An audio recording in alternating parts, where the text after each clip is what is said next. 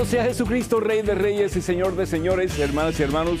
Qué gusto, qué alegría, qué júbilo, de corazón se los digo, de poder estar con ustedes en este su programa. Conozca primero su fe católica. Soy el Padre Pedro Núñez. Bienvenidos de todo corazón y esperamos que este programa esté cargado de bendiciones para todos y cada uno de ustedes.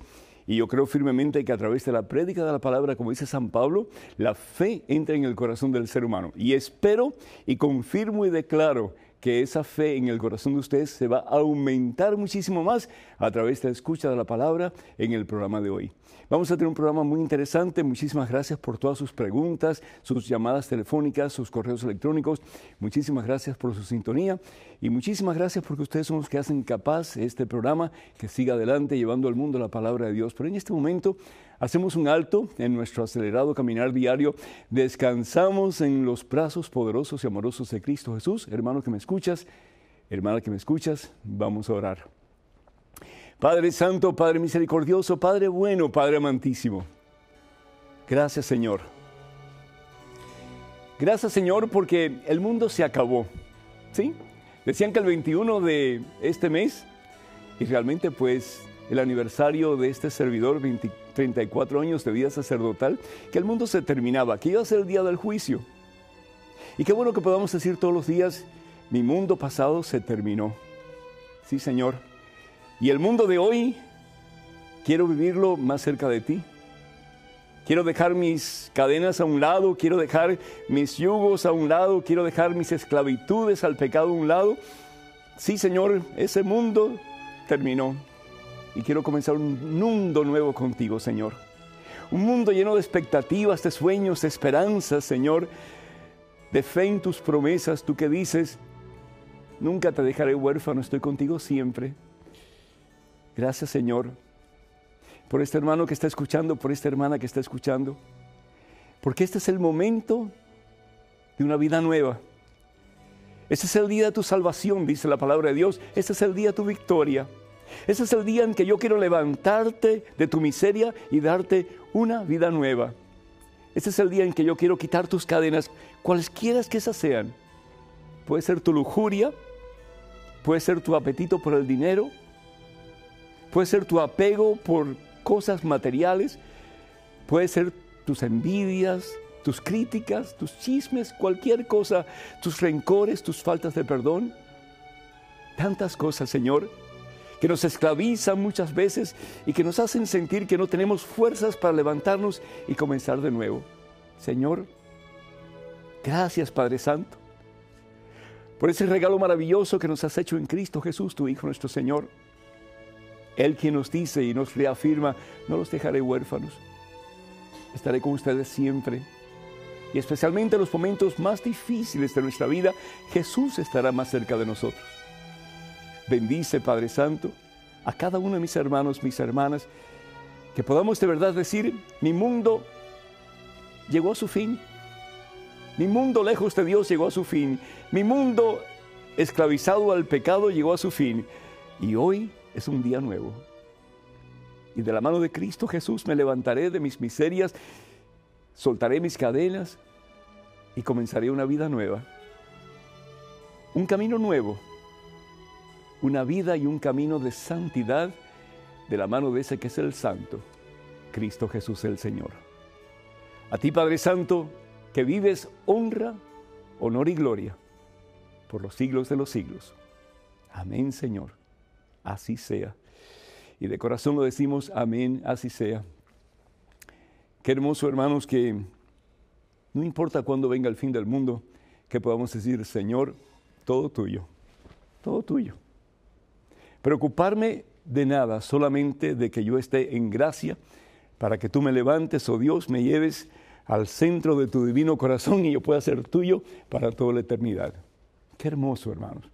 El poder tener esa convicción, el poder decir, yo soy de Cristo. Como decía San Pablo, ya no soy yo quien vivo, es Cristo Jesús quien vive en mí. Por lo tanto, si vivo, viviré para Cristo. Y si muero, moriré para Cristo. En la vida y en la muerte, yo soy de Cristo. Que venga el fin del mundo, que vengan los problemas, con Cristo Jesús yo soy más que victorioso y yo venceré. Ya no más derrota, ya no más sentirme vencido, sin esperanza, pero desde hoy en adelante caminaré en la victoria de Cristo Jesús. Él quien me dice, no temas, porque yo he vencido al mundo. Evangelio según San Juan, capítulo 14, versículo 1. Doy gracias a Dios por Socorro Aguilar de Fort Worth, Texas, que pide oración, especialmente por aquellas personas que están lejos del camino de Dios. Marcelo Esquivel de Zaragoza, España, da gracias por un milagro recibido. Pues felicidades, damos gracias a Dios por ti. María Flores de Waukesha, Wisconsin, espero que esté pronunciándolo bien, por sus hijos, para que se acerquen a la iglesia y también por la conversión de su familia. Con todo gusto, que el Señor les bendiga en abundancia a todos y cada uno de ustedes. Y Joaquín Acevedo de Montreal, Canadá, por su matrimonio que será el próximo 28 de mayo. Muchísimas felicidades para ti y para tu futura esposa, y que realmente las vidas de ustedes queden cimentadas en ese momento en que ustedes se entreguen al uno al otro ante Dios, en el altar de Dios, queden cimentadas en esa roca poderosa en quien todo lo podemos, que es Cristo Jesús el Señor. Hermanos, en unos pocos días, ustedes si están viendo el programa en vivo, el próximo martes realmente la iglesia va a celebrar una fiesta muy importante, y es la fiesta de la visitación de nuestra Santísima Madre a Isabel. Y para mí esto tiene muchísimo significado. Dice la palabra de Dios, quisiera compartirla con ustedes y después ahondar un poquito sobre lo que nos dice la palabra. Dice así, está tomado el Evangelio según San Lucas, capítulo 1, versículo 39 en adelante. Por entonces María tomó su decisión y se fue sin más demora. Ella podía haber esperado un poco. Ella había recibido el anuncio del arcángel Gabriel, que le había dicho que iba a quedar embarazada por obra y gracia del Espíritu Santo y que daría a luz al Hijo del Altísimo, es decir, a Jesús. O María se pudo haber como que llenado de falsas pretensiones y haber dicho, pues yo soy mejor que nadie, yo no tengo que ir a ninguna parte a ayudar a nadie, porque al fin y al cabo yo soy la escogida de Dios. Pero sin embargo María no presume nada, María no pone excusas. Hay una persona que necesita de ella, y es Isabel, que está avanzadísima en edad, porque para Dios no hay imposibles. ¿Y qué es lo que hace María? Dice la palabra de Dios que tomó su decisión y se fue sin más demora a una ciudad ubicada en los cerros de Judá. Entró en la casa de Zacarías. Zacarías era un sacerdote en el templo de Dios en Jerusalén. Y dice la palabra de Dios que saludó a Isabel.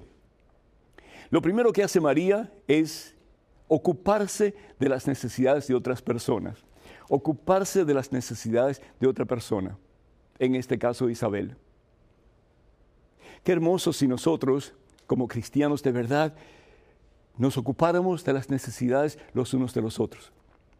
Yo tengo la oportunidad de visitar muchísimas ciudades, muchísimos países, y qué bonito se siente, qué hermoso se siente cuando veo comunidades que realmente están viviendo el mandamiento más importante que Jesucristo nos ha dado, que es el mandamiento del amor. Eso es precisamente lo que nuestra Santísima Madre María pone en práctica. Nosotros podemos tener muchísimos conocimientos teológicos, podemos tener vastos conocimientos filosóficos, antropológicos, bíblicos, en fin, historia de la iglesia, todo lo demás. Pero si no hay amor, dice San Pablo, nada somos. 1 Corintios capítulo 13. Me recuerdo la historia de Madre Teresa de Calcuta. Una vez que le hicieron una entrevista precisamente en uno de sus leprosarios en Calcuta, y entrevistaron a un leproso. Y le dicen al leproso, ¿y usted se siente bien aquí? Y dice el leproso, por supuesto que sí. Y le preguntan entonces, ¿y usted cree en Dios? ¿Y saben lo que dice el leproso? Yo creo en el Dios de Madre Teresa. Yo creo en el Dios de Madre Teresa. ¿Por qué? Porque el Dios que mostraba ella era un Dios que es amor. Y al fin y al cabo, si vamos nosotros a la primera carta de Juan, capítulo 4, versículo 19, precisamente dice la palabra de Dios que Dios es amor. Y el que conoce el amor, conoce a Dios. ¿Por qué? Porque Dios es amor. María Santísima pone en práctica el más importante de los mandamientos al visitar a Isabel. ¿Y cuál es ese mandamiento? El mandamiento del amor. Jesús nos dice en el Evangelio según San Juan, capítulo 13, versículo 35 y 36, les doy un mandamiento nuevo. Les doy un mandamiento nuevo. Ámense los unos a los otros. Y María, porque va llena de amor para Isabel, nos dice la palabra de Dios, fíjense qué cosa tan hermosa, que María le da a Isabel Espíritu Santo. Espíritu Santo. María no da dolores de cabeza, María Espíritu Santo. María no da contradicciones, María da Espíritu Santo. María no da quejas, María da Espíritu Santo. María no habla mal de nadie, María da Espíritu Santo. ¿Y qué es el Espíritu Santo? Amor puro de Dios. El amor entre el Padre y el Hijo. Y eso precisamente es lo que María Santísima tiene. Amor puro de Dios. Uno da lo que uno tiene. Hay algunos que dan violencia porque lo que hay dentro de ellos es violencia. Hay otros que dan dolores de cabeza porque lo que hay dentro de ellos es dolor. Hay otros que dan desprecio porque se han sentido despreciados y es lo que hay dentro de ellos. María es la llena de gracia, nos dice la palabra de Dios. La palabra gracia significa vida, presencia, poder de Dios. Y eso es lo que da María. María da a Dios. María se ha convertido en el templo de Dios.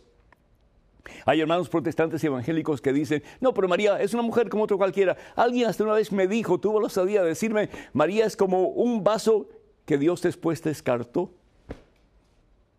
Dios no descarta a nadie, hermano, porque Dios es amor. Y una cosa que tenemos que aprender, y especialmente en el nombre del Señor Jesús, los hermanos que se hacen protestantes y evangélicos, por el amor de Dios, no pierdan lo más importante que Dios nos ha dado y nos exige como cristianos, que es el amor. Porque muchas veces la tendencia es apuntar con el dedo, pero tenemos que recordar que cuando yo apunto con un dedo hacia el otro, estoy apuntando con tres hacia mí. Y apunto con uno hacia Dios, que es el único que puede juzgar, porque Él conoce lo que hay en el interior de cada persona. Tú y yo juzgamos por las apariencias, pero Dios juzga por lo que Él ve en el corazón. Y hay muchos, desafortunadamente, que al cambiarse de iglesia sienten como los fariseos, que ellos saben más que todo el mundo y tienen el derecho de hablar mal de otros, de pisotearlos y de lastimar su dignidad. Cuidado con eso, hermanos. Porque si vamos a ser juzgados por un mandamiento, ese va a ser el amor. El gran santo San Agustín decía, ama y haz lo que tú quieras, porque el que ama con el corazón de Cristo no puede hacer absolutamente nada malo. La otra cosa hermosa que hace María, además de dar Espíritu Santo, es que hace que el niño de Isabel salte de gozo en su vientre. ¡Qué hermoso! Si nosotros pudiéramos ser instrumentos del gozo de Dios. En este mundo donde hay tanto negativismo, donde hay tanto pesimismo, que tú y yo como cristianos, a pesar de nuestros problemas y dificultades, podamos convertirnos en instrumentos del gozo del Señor. Y finalmente algo maravilloso que dice Isabel, ¿cómo he merecido yo que venga a mí la madre de mi Señor? Isabel, inspirada por Dios, reconoce que María es la Theotokos, la madre de Dios. Cuando habla Isabel de mi Señor, no está hablando del Señor González o el Señor Pérez, está hablando del Kyrios, es decir, del que lo ha hecho todo, del Dios y Señor de la creación, que al fin y al cabo está en su vientre, porque ella se ha convertido en templo del mismo Dios, y ese Dios es Jesucristo. Para que nos llamen en Estados Unidos, el teléfono es el 1-800-221-9460. 1-800-221-9460. Y a más internacionales, por favor, marquen el número 1-205-271-2980. 1-205-271-2980. Vamos a una pausa, pero regresamos en cuestión de momentos. Así que, hermanas y hermanos, por favor, no se vayan, quédense con nosotros.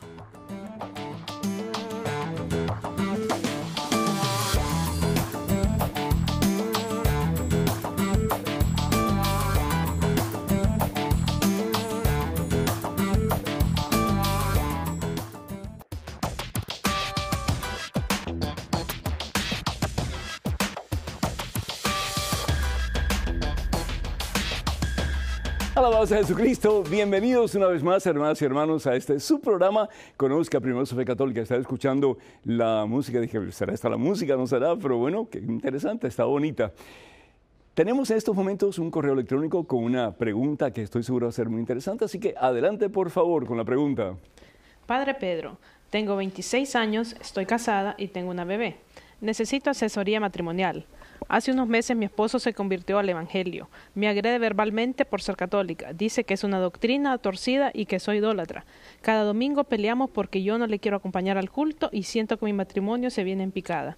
Yo amo al Santísimo y a la Virgen y no quiero dejar mis creencias. Necesito palabras que me orienten. Wendy, Guatemala.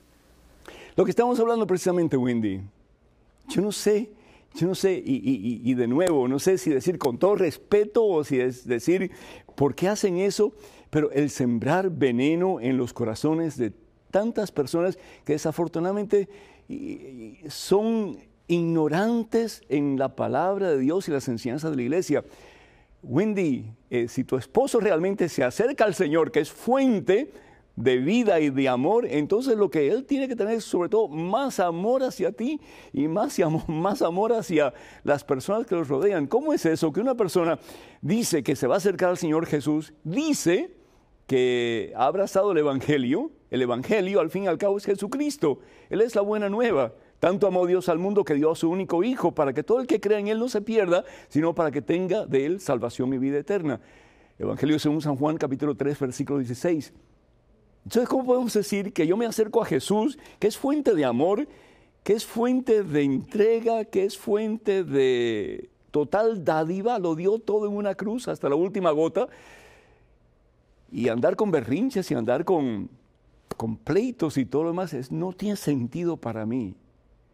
Cuando tú dices que se hizo, que abrazó el Evangelio, o entonces quiere decir que él no era cristiano anteriormente, tal vez él no era católico, pero yo creo que lo que tú estás diciendo es que se hizo evangélico. Y desafortunadamente, y lo digo con toda certeza, las sectas evangélicas han dividido terriblemente nuestras familias hispanas y las siguen dividiendo. Y siguen creando caos, y siguen creando conflictos terribles, como el tuyo, por ejemplo, que tú dices, bueno, yo tengo una bebé y estoy casado, pero como que este hombre ya no parece ser el mismo que con quien yo me casé, no es el mismo que yo tenía antes. ¿Y qué hacer? Pues primero que todo, tú tienes que estar convencida de que la iglesia donde tú estás, la iglesia católica, es la única iglesia establecida por el mismo Jesús sobre Pedro y los demás apóstoles. Evangelio según San Mateo, capítulo 16, versículo 18, sobre esta piedra, y no es piedra Jesús, porque Jesús es la piedra angular, pero se está refiriendo a ese a quien él le ha cambiado el nombre, ese que se llamaba Simón Barjona, y le ha puesto Cefas, o Pedro, que quiere decir piedra, y le dice, sobre esta piedra edificaré mi iglesia, una sola, por el amor de Dios, una sola iglesia.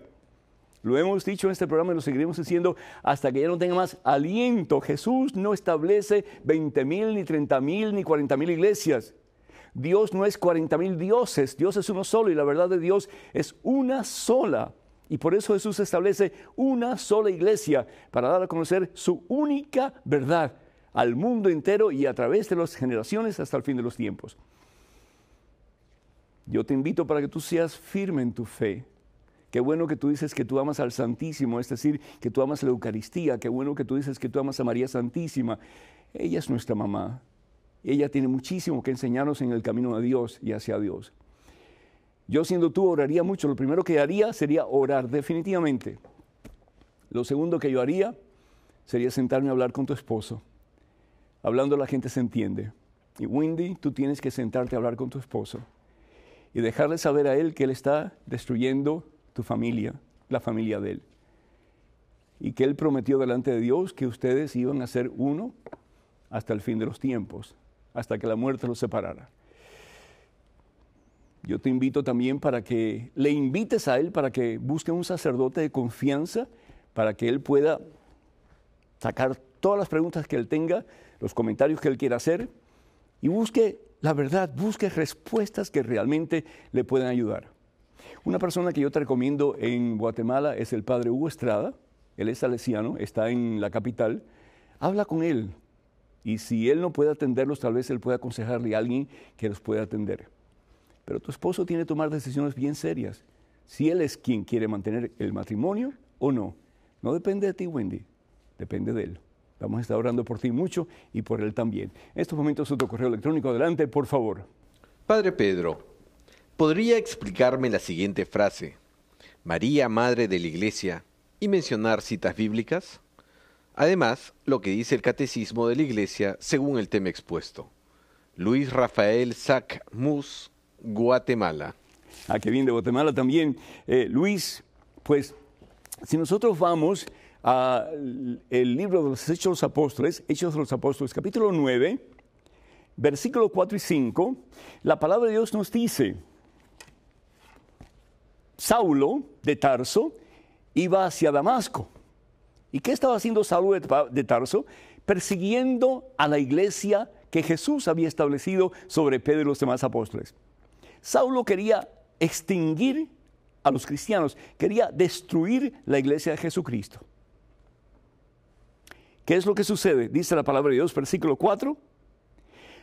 De repente una luz que venía del cielo envuelve a Saulo. Y cayó Saulo al cielo y escuchó una voz que le decía, Saulo, Saulo, ¿por qué me persigues? ¿A quién estaba persiguiendo Saulo? A la iglesia de Jesucristo. Y sin embargo escucha la voz del cielo que le dice, ¿por qué me persigues? Y le pregunta, ¿quién eres tú, Señor? Y él respondió, yo soy Jesús a quien tú persigues. Es decir, Jesús se identifica en esos momentos con su iglesia a tal punto de decirle a Saulo de Tarso, que al perseguir a los cristianos, al perseguir a su iglesia, Saulo está persiguiendo al mismo Jesús. La palabra de Dios en Efesios capítulo 4, versículo 15, nos dice lo siguiente. Efesios capítulo 4, versículo 15, que Jesús es la cabeza de ese cuerpo que conocemos con el nombre de la iglesia. La primera vez que la palabra iglesia aparece en la Biblia es en el Evangelio según San Mateo capítulo 16, versículo 18, cuando él le dice a Pedro, sobre esta piedra edificaré mi iglesia. Ahora Jesús se está identificando con la iglesia y él dice que al perseguir a la iglesia lo está persiguiendo a él también. Y San Pablo va a decir más tarde que la cabeza de esa iglesia es el mismo Jesucristo. Y más aún en 1 Corintios capítulo 12, versículo 27, Jesús a través de Pablo está hablando y le dice a los cristianos, ustedes son el cuerpo de Cristo. Entonces, si Jesús es la cabeza de la iglesia y nosotros los bautizados, como dice San Pablo en Romanos capítulo 6, hemos sido sumergidos e injertados en el cuerpo de Cristo y nos hacemos uno con Cristo, entonces si nosotros somos parte del cuerpo de Cristo, la iglesia es el cuerpo místico de Cristo y Jesús es la cabeza y María es la que da a luz a Jesús, María por consiguiente da a luz a la iglesia porque Jesús es la iglesia. Qué hermoso, ¿verdad? Entonces, cuando menospreciamos la iglesia de Jesucristo, cuando hablamos mal de la iglesia de Jesucristo y tiene 20,000 fallas, y aquí está uno que es limitadísimo, y todos nosotros somos, pero la iglesia es santa porque está allá en la presencia de Dios, está impulsada por el Espíritu Santo de Dios. Pero cuando nosotros hablamos mal de la iglesia o criticamos la iglesia, podemos estar conscientes de que estamos también criticando y hablando mal del mismo Jesucristo. Pablo, ¿por qué me persigues? Y la pregunta se podría hacer de tantas y tantas otras personas también. Jesús es la iglesia. María Santísima es la madre de Jesús, por consiguiente, es la madre de la iglesia. Qué hermoso, ¿verdad? Otra pregunta, adelante, por favor. Padre Pedro, en Mateo 8, 11 al 12, ¿qué significan esas palabras? Sobre todo lo que dice el versículo 12. María Pérez, Venezuela. Evangelio según San Mateo, capítulo 8. Estamos hablando aquí de un hombre que es conocido solamente por el centurión.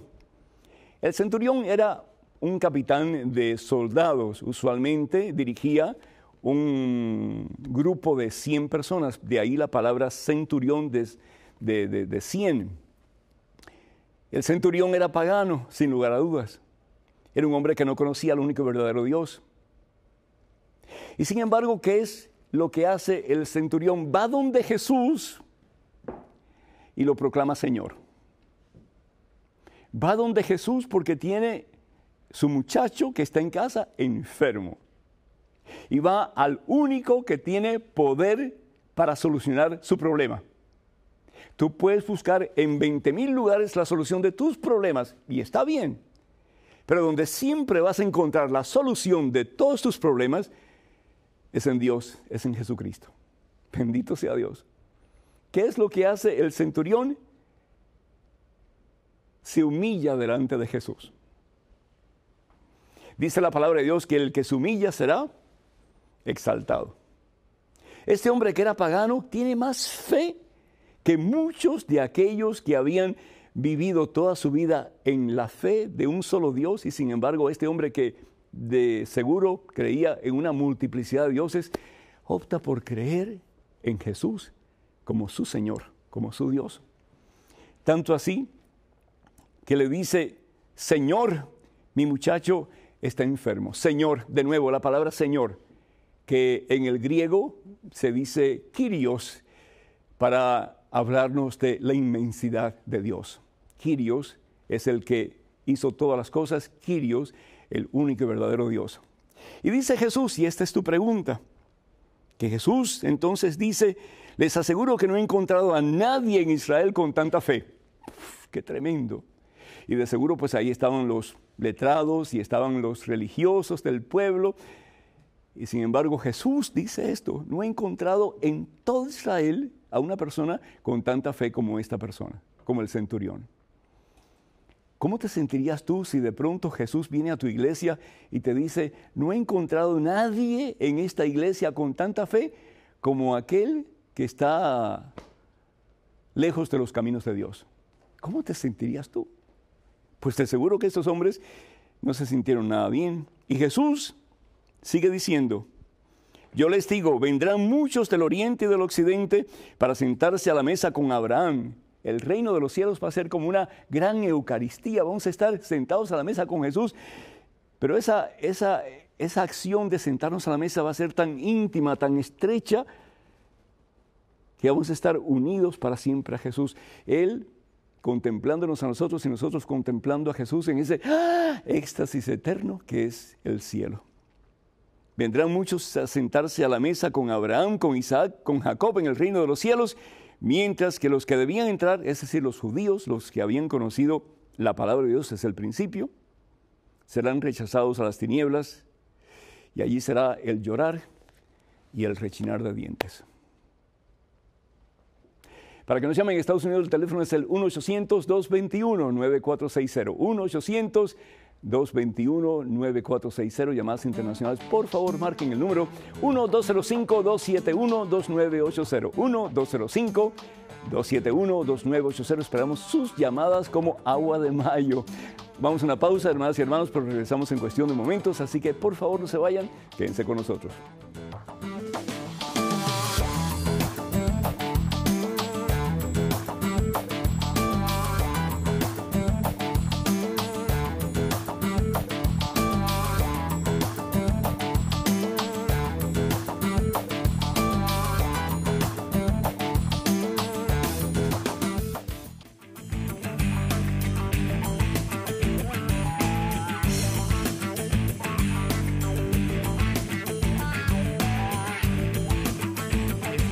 Bueno, pues bendito seas, Señor Jesús, Rey de Reyes y Señor de Señores.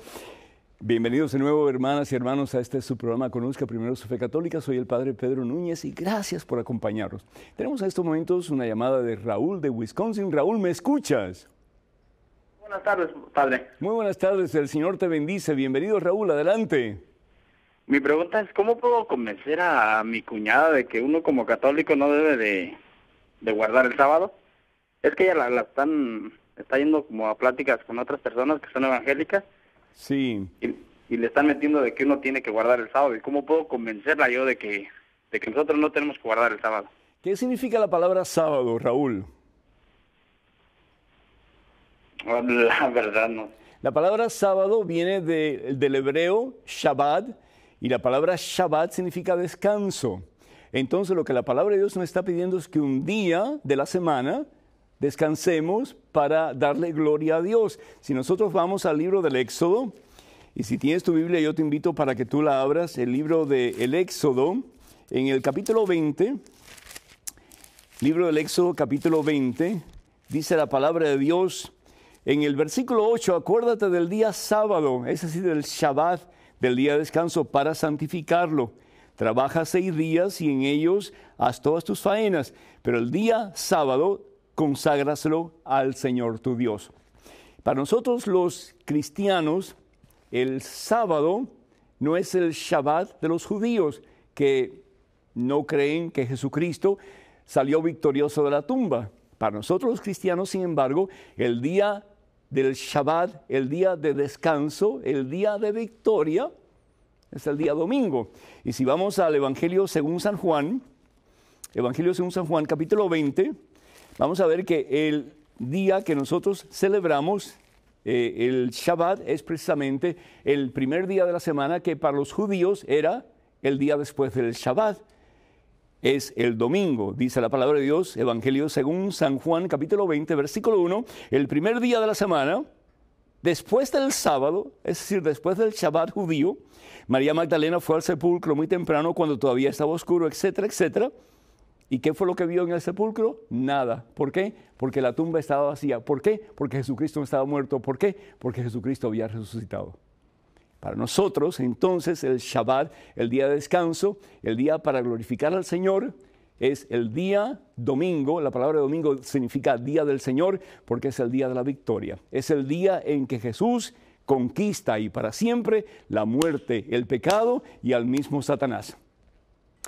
El problema, desafortunadamente, Raúl, es que no conocemos la Biblia. Y de nuevo, al no conocer la Biblia, como dice San Pablo en su carta a los Efesios en el capítulo 4, cualquier viento de doctrina nos lleva al error. En este momento es otro correo electrónico con otra pregunta. Adelante, por favor. Padre Pedro, ¿qué diferencia hay entre el fin del mundo y el fin de los tiempos? María del Carmen, Puerto Rico. María del Carmen, muchísimas gracias por tu pregunta y muy interesante y hay mucho interés en el fin del mundo, cuándo va a ser, cuándo va a acontecer, que si el calendario maya, que si... Yo estuve en New York este fin de semana pasado y increíble la cantidad de anuncios, pero enormes, enormes. El día de juicio es el 21 de mayo del 2011. Bueno, pues pasó el 21 de mayo y aquí estamos, benditos a Dios, pero ojalá que sí, que el mundo anterior que habíamos vivido haya terminado y que comencemos una etapa nueva en nuestra relación con el Señor Jesucristo. Y que María Santísima sea el modelo que nosotros querramos imitar, para que imitándola a ella podamos amar a Jesús con el mismo amor con que le ama a nuestra Santísima Madre María. Imagínense ustedes si nosotros llegáramos a amar a Jesucristo con el mismo amor que María lo ama. Seríamos los mejores cristianos sin lugar a dudas. La diferencia entre el fin de los tiempos y el fin del mundo es muy sencilla de entender. Cuando hablamos del fin de los tiempos, estamos hablando de la generación entre Jesucristo y el momento en que se termina la creación como la conocemos. Ese es el fin de los tiempos. Todo este tiempo nosotros estamos viviendo en el fin de los tiempos. El fin de los tiempos es desde la venida de Jesús, su primera venida, hasta su segunda venida. Ese es el fin de los tiempos.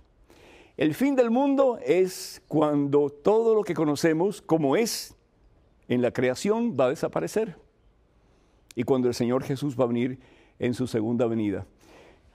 Y encontramos, por ejemplo, en el Evangelio según San Mateo, en el capítulo 25, lo que va a suceder y cómo el Señor va a enjuiciarnos a todos y cada uno de nosotros, porque todos vamos a tener que pasar por 2 juicios: el juicio personal y el juicio universal. Y dice la palabra de Dios que se sentará el Rey en su trono de gloria y todas las naciones serán llevadas a su presencia, versículo 32, y separarán unas de otras, y ese será el juicio personal, unos a un lado y otros a otro lado, las ovejas y los machos cabríos.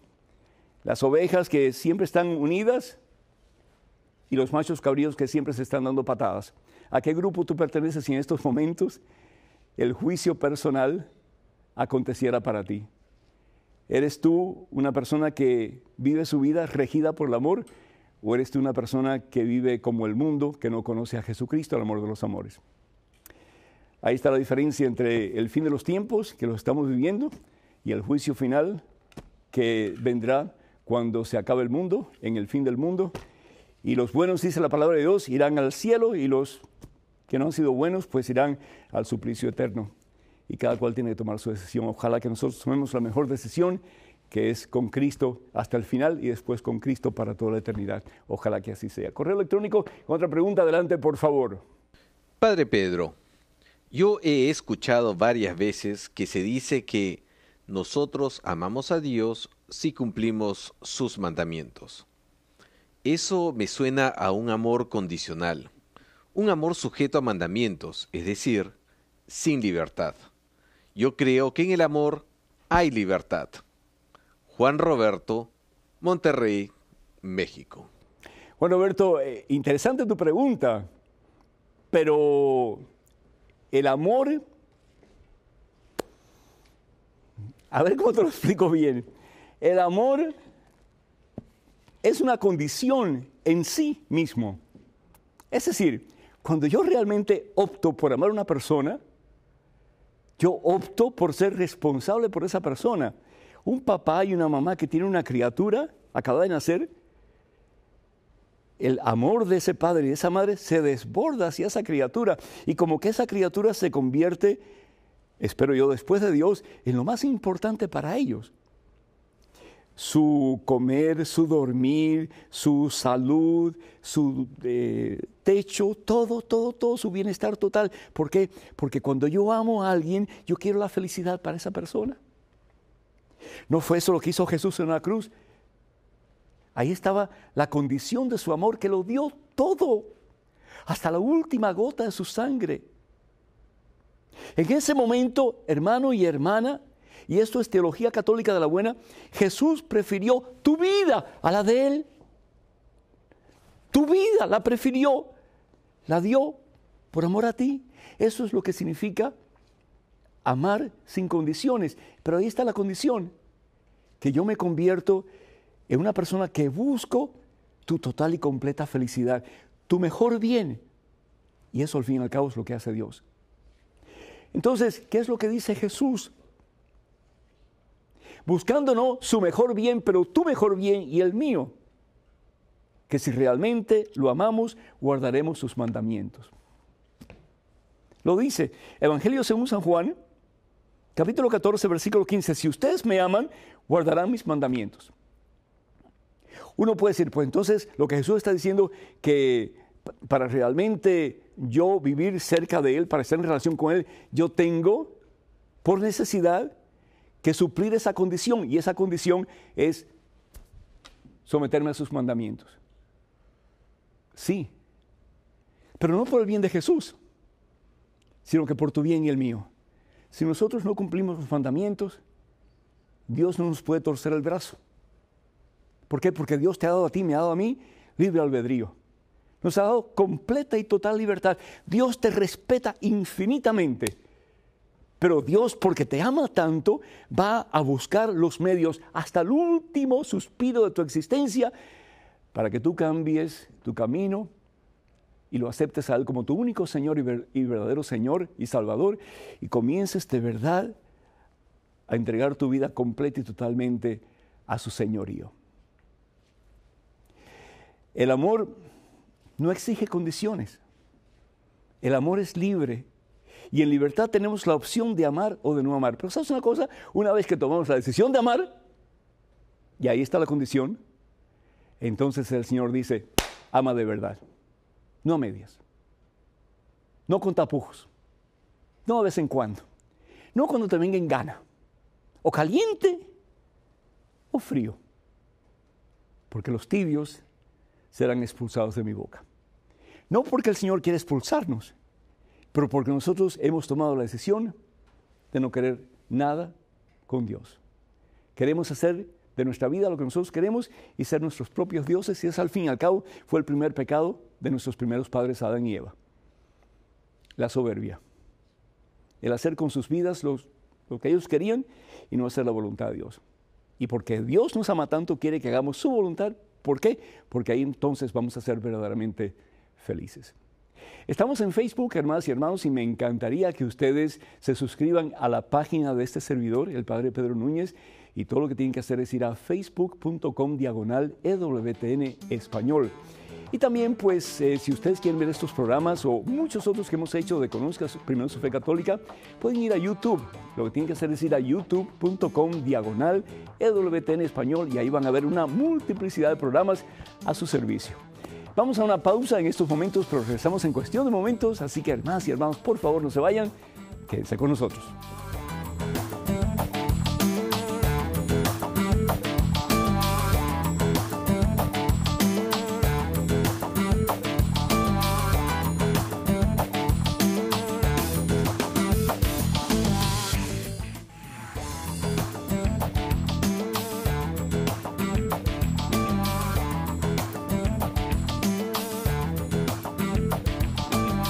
El Rey de Reyes y Señor de Señores, Jesucristo. Qué gozo, hermanos, estar con ustedes de nuevo. Bienvenidos a este su programa, Conozca Primero su Fe Católica. Soy el Padre Pedro Núñez y desde Cali, Colombia. Yo tuve la oportunidad de estar allá no hace mucho tiempo atrás predicando la palabra de Dios. Tenemos a Amparo. Amparo, bienvenida. Es un gusto tenerte en el programa. Padre, muchas gracias. Adelante. Baja un poquito el volumen de tu televisor, por favor, porque está haciendo feedback. Un poquitito, por favor, si lo bajas, te agradeceríamos muchísimo. Y haz la pregunta, por favor, Amparo. Padre, quisiera saber por qué Jesús contesta tan duramente a la cananea que no se le da la comida de los hijos a los perros. ¿Cómo te hubieras sentido tú, Amparo, si tú le hubieras pedido a Jesús algo de comer y Jesús te hubiera dicho a ti, la comida no es para ti? O si tú le hubieras pedido a Jesús que sanara a tu hija, como en el caso de la cananea, y Jesús te hubiera dicho, yo no he venido para dar de comer a los perros. ¿Cómo te hubieras sentido? En otras palabras, yo no he venido aquí para ayudarte a ti, ayudar a los paganos como tú. Yo he venido para ayudar a mis hermanos, los israelitas. ¿Cómo te hubieras sentido, Amparo? Padre, pues muy mal. ¿Sabes qué Jesús estaba haciendo?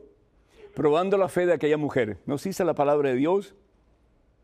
Que aquella mujer le dice entonces a Jesús, pero Señor, aún los perros comen las migajas que caen de la mesa de sus amos.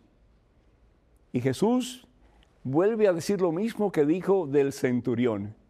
No he encontrado tanta fe en Israel como en esta persona. Es decir, tenemos a dos personas, un hombre y una mujer, el centurión que no sabemos su nombre y la mujer que tampoco sabemos su nombre, simplemente es una cananita. Pero lo que sí sabemos es que la fe de los dos ha sido elogiada por el mismo Dios. Personas que eran paganas, personas que realmente tenían muy poco conocimiento de Dios o tal vez ninguno, pero al tener ese encuentro con Jesucristo, sus vidas cambian en formas maravillosas y se dan cuenta que ahí está Dios. A veces no hace falta mucho conocimiento intelectual para descubrir a Dios, y no estoy diciendo que el conocimiento intelectual no sea importante o necesario, claro que sí lo es. La fe busca entendimiento, decía también San Agustín. Pero qué hermoso cuando el corazón está limpio y está dispuesto a abrazar la verdad de Dios cuando se nos presenta, y la verdad de Dios se nos presenta a cada instante y a cada momento, en tantas circunstancias y eventos de nuestra vida. Pero Jesús decía, hay muchos que tienen ojos y sin embargo no ven. Hay muchos que tienen oídos y sin embargo no oyen. Ojalá que tú y yo podamos ver y oír como pudo ver y oír la cananita y también el centurión, a los que Jesús elogió por su fe. En estos momentos, otro correo electrónico. Adelante, por favor. Padre Pedro, ¿es verdad que Mateo y Zaqueo son la misma persona? Gracias, Daniela. ¿Quién te dijo eso, Daniela? Zaqueo y Mateo son dos personas diferentes. Si nosotros vamos al Evangelio según San Mateo, al principio del Evangelio, vemos cómo la palabra de Dios nos habla acerca de este hombre que era un cobrador de impuesto. Se llamaba realmente Leví, era su nombre, y su trabajo era cobrar impuestos para darle la mayor cantidad de su recaudación al Imperio Romano. Y él pues vivía en el área de Galilea. Se piensa y pues con gran certeza de que él era de Cafarnaúm, la ciudad donde vivió Jesús por muchísimo tiempo, que está al lado del mar de Galilea. Por cierto, hago un paréntesis, y este octubre que viene, si Dios quiere, vamos a ir a Grecia y a Tierra Santa. Vamos a hacer un peregrinaje en la oficina Mensaje, que es la oficina que yo dirijo, de comunicaciones hispanas de la Arquidiócesis de Nueva Orleans. Va a ser un maravilloso, preciosísimo peregrinaje a Grecia y a Tierra Santa, y si ustedes desean ir, pues el cupo es bien limitado, ya quedan muy pocos asientos, así que sería bueno que llamen a la oficina para recibir más información.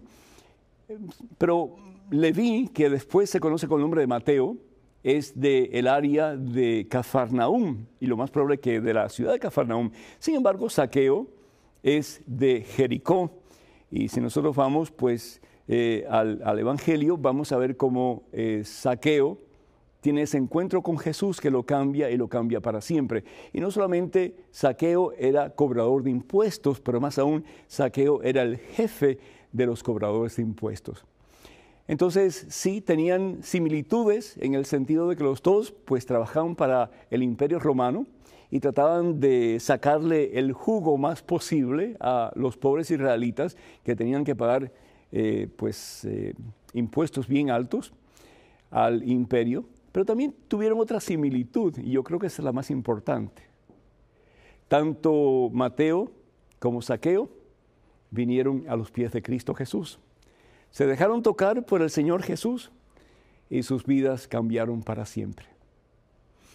Yo creo que si algo nos enseña la fiesta de la visitación de nuestra Santísima Madre a Isabel, es que nunca es tarde para acercarnos a Jesús.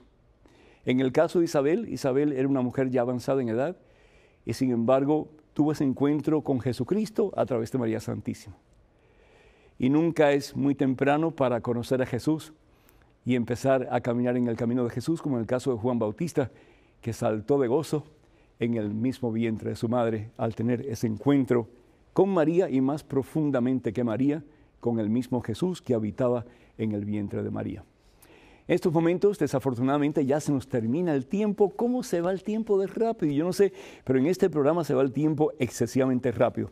Hermanas y hermanos, tenemos muchísimas llamadas por teléfono. Yo quiero dar gracias a Dios por Ana Pastore, y vamos a estar respondiendo a sus peticiones y en los próximos programas, con el favor de Dios. Laura de California, Mary Eli de Argentina, José de las Bermudas, Gloria de California, Yesina García de New Jersey, José López de Guatemala, Ángela Ochoa de California, Ernesto Guevara de Massachusetts, María de Arizona, Ofelia de California, Nidia de Virginia, Celina de New Jersey, Clara de New York, en fin. Tenemos muchísimas personas aquí, Ernesto, José, Felipe.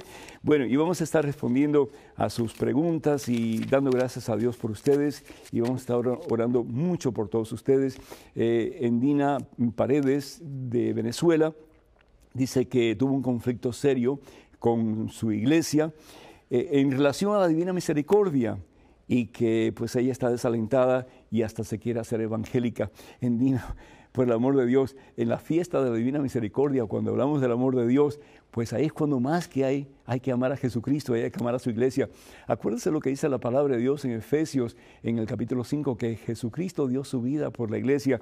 Como nosotros, cuando tenemos un problema, no vamos a sobrepasarlo en el nombre del Señor Jesús, y vamos a amar a la iglesia que Jesús amó hasta el extremo, y vamos a hacer todo lo posible para que esa iglesia sea santa, inmaculada, sin manchas y sin arrugas, como quiso el Señor Jesús. Lorenzo de Boston dice que él escuchó una vez que Adán y Eva eran africanos, y eso es cierto. Lorenzo, yo no sé de dónde sacaste eso, pero primera noticia, pero quién sabe, pues, nadie sabe. Cuando lleguemos al cielo vamos a preguntar al Señor, ¿verdad?